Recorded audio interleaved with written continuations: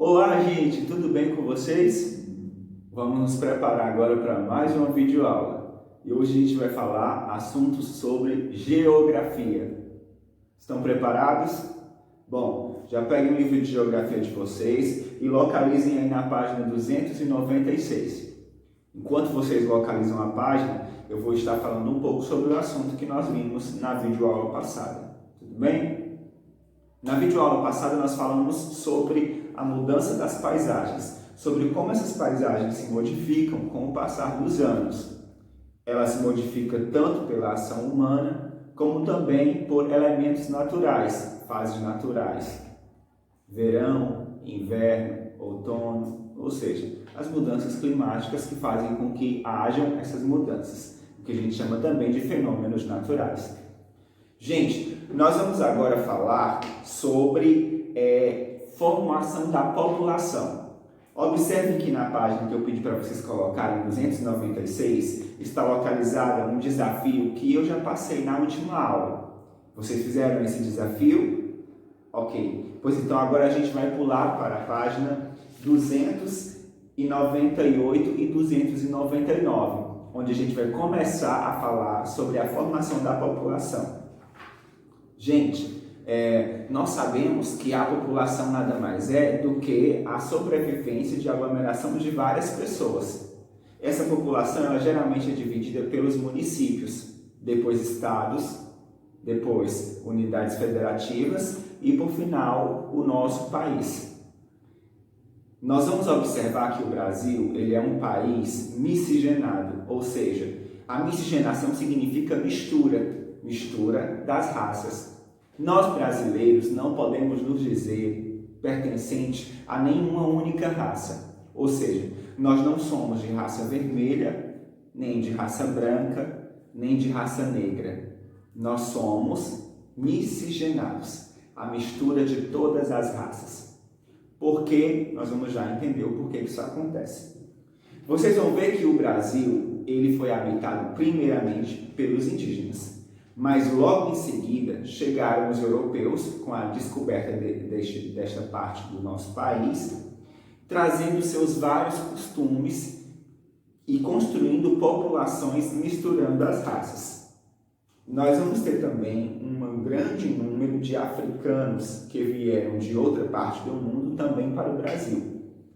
Também pessoas que vieram do Oriente, que trouxeram a sua contribuição para a construção da população que nós temos hoje. Bom, de início vocês já começam a perceber o quanto nós temos de mistura de raças no nosso país. Ou seja, o nosso país ele não é formado por uma única raça, e sim pela mistura de todas elas. Se você andar pelo nosso país, você vai observar a presença, por exemplo, de costume de muitos outros países e populações. Vai também conseguir enxergar entre as pessoas características físicas expressivas sobre de onde essas pessoas vieram, tanto no seu jeito de falar, como no seu jeito de comportar e no seu jeito de se vestir.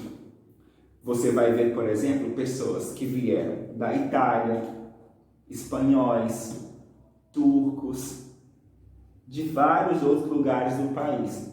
Todas essas pessoas vieram e trouxeram a sua contribuição para o que nós temos hoje de formação na nossa população. Vocês vão ver aí agora na página 300, isso, coloquem na página 300, uma foto em que mostra diversas pessoas.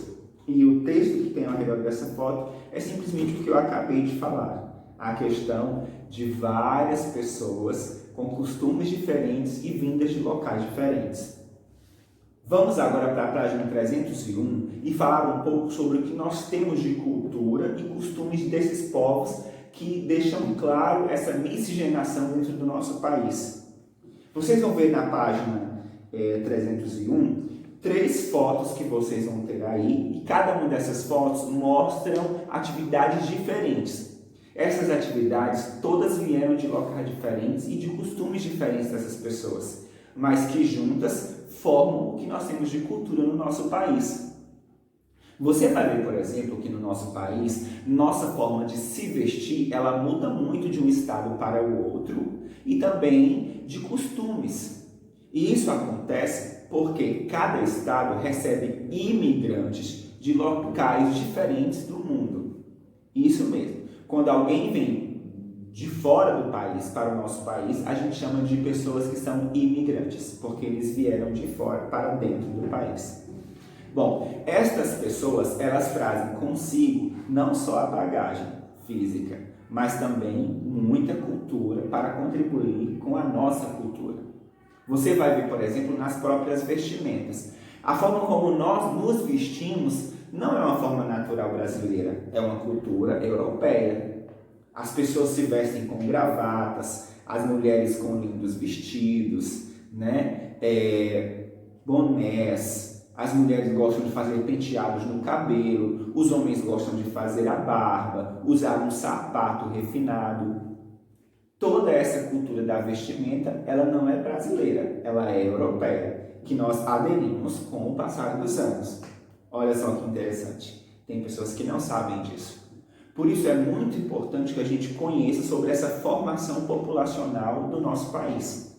Outra coisa muito importante e forte que nós temos dentro do nosso país é a presença das comemorações populares, que nós temos, que é uma herança também de outros costumes. Por exemplo, a capoeira. A capoeira é uma herança trazida pelos africanos, é uma cultura africana, mas que nós brasileiros também abraçamos e misturamos junto com as outras culturas que também agora se tornou nossa.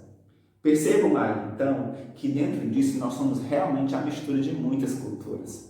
Nós temos também alguns costumes de produção de material. Por exemplo, muitas lâmpadas são produzidas baseadas em costumes diferentes. Quem nunca chegou na casa de alguém, ou mesmo na sua casa, e encontrou uma lâmpada com um formato bastante peculiar? Esse formato pode ter vindo de outra cultura. É comum, por exemplo, encontrar luminárias que veio do Oriente, o formato dela, por exemplo, do Japão. Muitas luminárias do Japão são bonitas e que são tragas o formato para o nosso país. Como eu já falei também em outras aulas, a forma de descanso dos indígenas que nós herdamos, que é a questão de optar por descansar numa rede. É um costume indígena. Vocês percebem a partir de então que tudo o que nós fazemos hoje são coisas baseadas no que nós temos de diferentes culturas que juntas formam a cultura do nosso Brasil.